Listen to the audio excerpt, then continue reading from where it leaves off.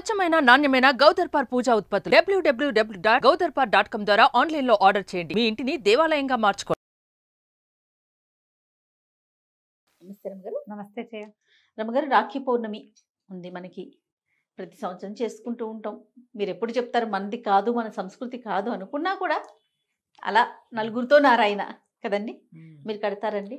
నాకు అలవాట్లేదు చేయ. అలవాట్లేకపోయినా చాలా మంచివి చేస్తున్నాం, ఇది ఎందుకు చేయకూడదు అని కొంతమంది ప్రశ్నిస్తారు. అలవాట్లేదు, చేయను, అంతే. మేము చెయ్యం. రాఖీ కట్టి నిలబెట్టుకోవాల్సినట్టుగా లేదు మా సంబంధం. ఏంటంటే ఇది మనం ఒకళ్ళతో ఒకళ్ళు కలిసి ఉండటానికి ఇది ఒక మంచి పద్ధతి అమ్మా. ఫ్రెండ్లీగా ఉంటాం, ఇచ్చిపుచ్చుకునే ధోరణి. అక్కైనో అక్క చెల్లెల్లో మనం కాపాడాలని తమ్ముడికి, అన్నదమ్ముడికి, అన్నదమ్ముడితో మనం సయోధ్యగా ఉండాలని అక్క చెల్లెలకి నేర్పించే విధానం. యాక్చువల్గా మనం జరుపుకునేది, మా వాళ్ళు జరిపేది చెప్తాను నేను. జంధ్యాల పౌర్ణిమ జరుపుతారు. జంధ్యాల పూర్ణిమ అంటే ఈ రోజున జంధ్యం యజ్ఞోపవీతం మార్చుకునే రోజు. ఎవరైనా యజ్ఞోపవీతం మార్చుకుంటారు. మొన్న జనవరి తర్వాత నుంచి మనకు ఉత్తరాయణంలో ఒడుగులు, ఉపనయనాలు అవుతాయి. అవును. ఉపనయనమైన వాళ్ళకి, ఉపనయనమైన సంవత్సరం లోపల వచ్చిన జంధ్యాల పౌర్ణమి రోజున ఈ శ్రావణ పౌర్ణమికి ఉపాకర్మ జరుపుతారు. ఉపాకర్మ అనే ఒక ప్రత్యేకమైన క్రియ, హవనం అది కూడా ఉంటుంది. ఆ ఉపాకర్మ కోసం ఈ రోజు చాలా ఇంపార్టెంట్. ఈ రోజున యజ్ఞోపవీతం తప్పకుండా మార్చుకోవాలి. కొంతమంది సంవత్సరం అయినా అలాగే జీర్ణోపవీతాలు వేసుకుని తిరుగుతూ ఉంటారు. మధ్యలో ఎప్పుడో పెరిగిపోతే దాన్ని వదిలేసి వేసుకోకుండా ఉంటారు. అలాంటి వాళ్ళు, లేదా జీర్ణం అయిపోయింది మురికిగా మకిలిగా ఉన్న, తప్పకుండా ఈ రోజున యజ్ఞోపవీతం వేసుకునే విధి. ఎవరైతే యజ్ఞోపవీతాలు ఉన్నాయో, ఎవరు వేసుకునే పద్ధతి ఉందో వాళ్ళు ఇది చేయటం. ఈ రోజున పౌర్ణమి రోజున. ఈ రాఖీ పౌర్ణమి అంటావా, నేను చెప్పాను కదా, ఒకళ్ళతో ఒకళ్ళు మానవ సంబంధాలు మెరుగుపరచుకోవడానికి ఇది ఒక అవకాశం. మన వాళ్ళు, మన బజరంగ దళ వాళ్ళు ఈ ఎక్కడైనా పిల్లలు కనపడితే వాళ్ళతో ఒకరికొకళ్ళు రాఖీలు కట్టించేటాలు అలాంటివి కూడా చేస్తారు. రాఖీ కట్టేస్తే మనం అన్నదమ్ములు, అక్క చెల్లెళ్ళు ఇలా అయినట్టు, అక్క తమ్ముళ్ళు, అన్న చెల్లెళ్ళు అయినట్టు. దీనికి ఈ బంధానికి ఒక ప్రత్యేకమైన గుర్తింపుని తెచ్చింది రాఖీయే కదా. చాలా సంవత్సరాల నుంచి కడుతూనే ఉన్నారమ్మా. ఎప్పటి నుంచో మన వాళ్ళు కూడా అన్ని ప్రాంతాల్లోనూ చేస్తారు. నార్త్ ఇండియన్స్ విశేషంగా ఈ పండగ నాడు తప్పకుండా రావాలని పెట్టుకుంటారు. మన వాళ్ళు కూడా, నేను అనుకున్న ఇటీవల 2-3 జనరేషన్స్ నుంచి, మీ దగ్గర కొంచెం తక్కువ ఉందేమో, మీ తర్వాత నుంచి బ్రదర్స్ ఎక్కడైనా ఉంటే అక్కడికి రాఖీలు పంపించటం, కొరియర్ చేయటం. వాళ్ళు ఏదో గిఫ్టో ఏదైనా ఇవ్వటమో, లేదా ఏదైనా ఫ్రెండ్షిప్ జత ఇస్తారు, అక్క తమ్ముడు లేదా అన్న చెల్లెలు, అంతే. ఇది మంచి సంగతే. మీ ఇళ్లలో లేకపోయినా పాటించచ్చు. మేము అలా చేయట్లేదు. మేము ఓల్డ్ జనరేషన్ కదా, ఓల్డ్ స్కూల్ కాబట్టి మన పద్ధతులే కొన్ని పాటిస్తాం తప్పిస్తే అన్నీ మేము కూడా పాటించలేకపోతాం. మనవి కూడా మనకు అవకాశం ఉన్నవి పాటిస్తాం కదా. ఇది మంచిది. ఈ రోజున ఎలా అయిందంటే, వివాహాలు అయిపోయిన తర్వాత 25 ఏళ్ళు 30 ఏళ్ళు అయిపోయిన తర్వాత కూడా అన్నదమ్ముల మీద, అక్కచెల్లెళ్ళ మీద యుద్ధాలు ప్రకటించే కాలంలో ఉన్నాం మనం. కొంత డబ్బులను, కొంత బంగారమును, కొన్ని రకాల ఆస్తులను, హక్కుల కోసం పోరాటం, ఈ కోర్టుల దాకా వెళ్ళటము, కోర్టు దాకా వెళ్ళటము. మనం ఇట్లాంటివి ఏమైనా చేస్తే మన ఇంట్లో పుట్టిన పిల్లలు ఎలా ప్రవర్తిస్తారు అనేది ఒకళ్ళతో ఒకళ్ళు, మన పిల్లలు సయోధ్యగా లేకపోతే మనకు కుదురుతుందా? మనకు కుదరదు. మన పిల్లలు సయోధ్యగా ఉండాలి. మనమేమో మనతోటి వాళ్ళతో, అన్నదమ్ముల తోబుట్టువులతోటి సయోధ్యగా ఉండం. ఇది మంచిది కాదమ్మా. ఈ కాలం చెడు కాలం వచ్చేసింది. పైగా ఈ రాఖీ పౌర్ణమి రోజున మనం ఇంకా చాలా ఉన్నాయి, అవి ఎన్ని రకాలో చెప్తారు జయ. దీనికి ఎప్పుడో బలిచక్రవర్తితో విష్ణుమూర్తి, బలిచక్రవర్తిని చూడబోతే ఆయన ఉండిపోమన్నట్ట, తనతోటి పాతాళంలో ఉండిపోయట విష్ణుమూర్తి. ఆయన్ని తెచ్చుకోవడానికి లక్ష్మీదేవి వెళ్ళి బలి చేతికి రక్ష కట్టి విష్ణుమూర్తిని తెచ్చుకుందట. అప్పటి నుంచి ప్రారంభమైంది ఈ సంప్రదాయం అంటారు.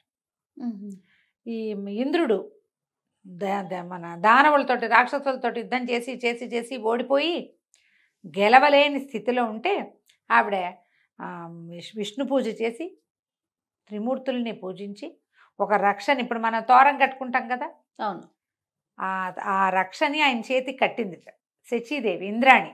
కట్టేసరికల్లా దేవతలందరూ తాము పూజ చేసిన రక్షలన్నింటినీ, అందరి పూజ కలిస్తే, అన్ని పాజిటివ్ సోర్స్లు కలిస్తే ఒక అద్భుతమైన పాజిటివ్ సోర్స్ అవుతుంది కదా. అందరూ తమ తమ రక్షల్ని ఇంద్రుడికి కట్టాక ఆయన గెలిచేట ఆసారి. అందుకని అప్పటి నుంచి ఈ రక్షాబంధనం మొదలైందని.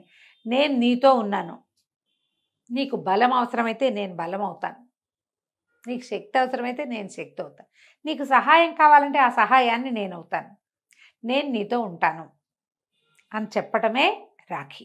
అద్భుతమైన విషయం కదా. అంతే. ఇప్పుడు రాఖీ అంటున్నాం, దాన్ని అక్కడ అలా మార్చుంటారు రక్షాబంధనము. అంతే. మనం ఈ రక్షలు చాలా చోట్ల కడతాం. వివాహాది శుభకార్యాల్లో రక్షాబంధన ముహూర్త సుముహూర్తోస్తు అని చెప్తారు. సుముహూర్తకాలే సూర్యాదీనం నవానాం గ్రహాణం అత్యంత అనుకూలత ఫల ప్రాప్తిరస్తు అని కూడా చెప్తారు. అది ఖచ్చితంగా చేతిలో అక్షింతలు వేసి వెనక్కి తిప్పించి కట్టిస్తారు. మనం కూడా తోరాలు ఖచ్చితంగా కట్టుకుంటాం. ఇది రక్షణనిస్తుంది.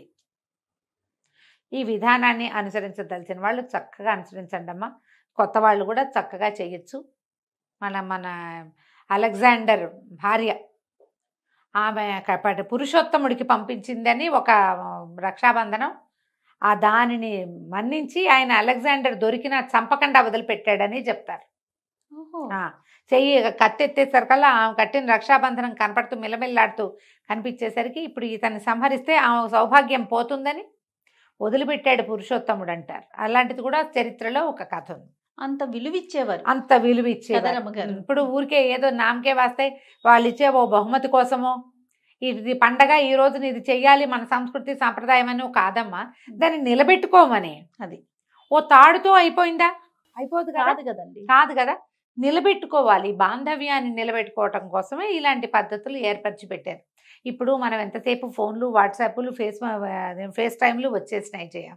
ఇది వరకు ఏముండేది, ఆడపిల్లలు పెళ్ళిళ్ళు చేస్తే ఎక్కడో ఉండేవాళ్ళు. అసలు వాళ్ళ ఇంటి నీళ్లు కూడా తాకూడదు పుట్టింటి వాళ్ళు అనేవాళ్ళు తెలుసా. ఆడపిల్లల ఇంటి నీరు కూడా పుట్టింటి వాళ్ళు తాకూడదు. కొన్ని ప్రాంతాల్లో అట్లా ఉన్నాయి, పురుళ్ళకి పుణ్యాలకి పంపేదిలే, ఏం లేదు. ఈ రక్షాబంధనానికి తప్పకుండా అన్నదమ్ముడు వచ్చి ఎంగిలి పడ్డము అలా ఉండేది. అందుకని కూడా ఇది పెట్టారు. పుట్టింటికి రావటానికి ఒకసారి వెళ్ళి మంచం చూసి రావటము, అలాంటివి మొహం చూపించి రావటము. ఈ సిద్ధాంతాలన్నీ ఎందుకు పెట్టారంటే ఈ పిల్లలకి ఇంకో దారి కనపడాలి కదా పాపం. అంతేగా. అన్నదమ్ములతోటి సౌఖ్యం కొంత. అప్పుడేంటంటే పైగా ఇంకో ప్రాబ్లం ఉండేది, అప్పుడు ఆడపిల్లలకి ఏం పెద్దగా ఇచ్చేవాళ్ళు కాదు చేయ. పెళ్ళిళ్ళు చేసి 8 ఏళ్ళకి 10 ఏళ్ళకి పెళ్లి చేసి పంపించేసేవాళ్ళు. వాళ్ళకి ఏటా ఎంతో కొంత బహుమతి తమ పుట్టింటి నుంచి లభించడానికి కూడా ఇది ఒక అవకాశంగా ఉండేది. ఇప్పుడు మనం ఏముంది, మన పద్ధతులు అట్లా లేవు కదా, మనం నిరంతరం కలుస్తూనే ఉంటాం. కానీ ఈ కలిసే కాలంలో కూడా సంవత్సరాల తరబడి అన్నదమ్ముల అక్క చెల్లెళ్ళ మొహాలు చూసుకొని దౌర్భాగ్యులు ఇప్పటికీ ఉన్నారు అట్లాంటి వాళ్ళు. ఒకే ఊర్లో ఇది దౌర్భాగ్యులు అంటే తిట్టు అనుకోకండి దయచేసి. భాగ్యం లేని వాళ్ళు. దౌర్భాగ్యులు అంటే బ్యాడ్ వర్డ్ కాదు, అది మీ తాలూకు దురదృష్టాన్ని చెప్పటమే. అంతే. భాగ్యం లేకపోవటం. ఒకే ఊర్లో ఉన్నా కూడా చూసుకున్న ఊర్లు కూడా ఉంటాం, చూసుకోరు, మాట్లాడుకోరు, పోట్లాడుకుంటారు. దానికి అవతలావిడ మొగుడో ఈయన భార్యో కారణం అవుతారు. అవును. వాళ్ళు వాళ్ళ బాంధవ్యాలు కాపాడుకుంటారు, వీళ్ళ బాంధవ్యం కాపాడడానికి ఇష్టపడరు. తమ తమ్ముడో తమ అక్క చెల్లెలో ఎన్ని తిట్లు తిట్టినా ఆడవాళ్ళకు ఓకే. ఆడపడితోటి ఏదైనా తేడా వస్తే దాన్ని దూరం పెట్టేయాలని చూస్తారు. నీకు నాకు ఒకటే రకమైన నెప్పే కదా, ఎవరు ఆకాశం నుంచి ఊడిపడరు, అందరం ఒకలాగానే పుడతాం. భగవంతుడు చెప్పాడమ్మా, నీకు ఏది నొప్పి కలుగుతుందో ఆ క్రియ ఇతరులకి చెయ్యకు. నువ్వు ఎంత పుణ్యం చేసినా, ఎన్ని పూజలు చేసినా, ఎంత దానం చేసినా నీకు ఫలితం రాదు. నీకు నొప్పి కలిగే క్రియని నువ్వు ఇంకొకళ్ళకి చేయకూడదు. అద్భుతమైన ధర్మం అదొకటే. నువ్వేం దానం చేయకు, ఏం చేయకు. కానీ అయ్యో నాకు బాధగా ఉందంటే వాళ్ళకు కూడా బాధగా ఉంటుంది, వాళ్ళని పని చేయకూడదు అని మానేయాలి. అది నిన్ను కాపాడుతుంది. ఈ కుటుంబాల్లో ఎలా వచ్చేసిందంటే, ఏమిటో డబ్బులు కట్టుకుపోము సాము. మనమన్నే చూసాం 4-5 ఏళ్ల క్రితం, ఎందుకు చచ్చిపోతామో తెలియకుండా పుసుకుని చచ్చిపోయారు ఎంతమందో. అవునండి, కారణం తెలియకుండా పోయాం కదా, ఇప్పటికీ పోతున్నాం. మర్చిపోతాం కదా, మర్చిపోతున్నాము. మర్చిపోతే ఎట్లా? ఒక్కసారి కనుక తప్పిందంటే భగవంతుడు ఇది మన మీద నుంచి ఆయన చేయి తీసేస్తే గోవిందోహరి మన సంగతి. ఈ డబ్బులో ఇవో ఏముంది, బతుకున్న నాళ్ళు ఇప్పుడు అసలు 2-3 ఒకళ్ళు ఇద్దరే కదమ్మా. అన్నదమ్ములు అక్క చెల్లెల్ని కాపాడుకోపోతే ఎట్లా? ఒకళ్ళ కోసం ఒకళ్ళు ఎంతో కొంత ఉండాలి కదా. వాటి కోసం, మెటీరియలిస్టిక్ థింగ్స్ కోసం ఎక్కువ పాకులాడకండి. ఒకవేళ అది అలాంటిది ఏదైనా మీ మధ్య ఉన్నా తమ్ముడే, పేకాటే. వ్యవహారంగా ఉండనండి, బాంధవ్యాన్ని బాంధవ్యంగా ఉంచుకోడు. అది దానికోసం కొట్లాడుకుని ఇవి తెగొట్టుకోవద్దు. దానికి ఆసరా ఇచ్చే పండుగే మన రాఖీ పండుగ. మీ వీలున్నట్టుగా జరుపుకోండి. అన్నదమ్ముడు ఎవరైనా ఉంటే వాళ్ళకు కొంచెం చక్కగా బొట్టు పెట్టి ఓ స్వీట్ ఏదైనా పెట్టి ఈ రాఖీ కట్టి ముందు వెనకాల మీ ఇంట్లో హారతి ఇచ్చి ఎలా చేస్తారో అలా అట్లా చేయండి. టీవీలో యూట్యూబ్లో చూడండి ఎలా చేయాలో బాగా చూపిస్తారు. అది చూసి ఫాలో చేసి చక్కగా చేయించండి. మీ ఇంట్లో ఇద్దరు పిల్లవాడు ఉంటే వాళ్ళతో పిల్లతోటి పిల్లవాడికి చక్కగా రాఖీ కట్టించండి. దాన్ని బాగా చూసుకోవాలి. దీని అర్థం అది కడుతుంది నీకు, నువ్వు గిఫ్ట్ ఇస్తావు కాదు.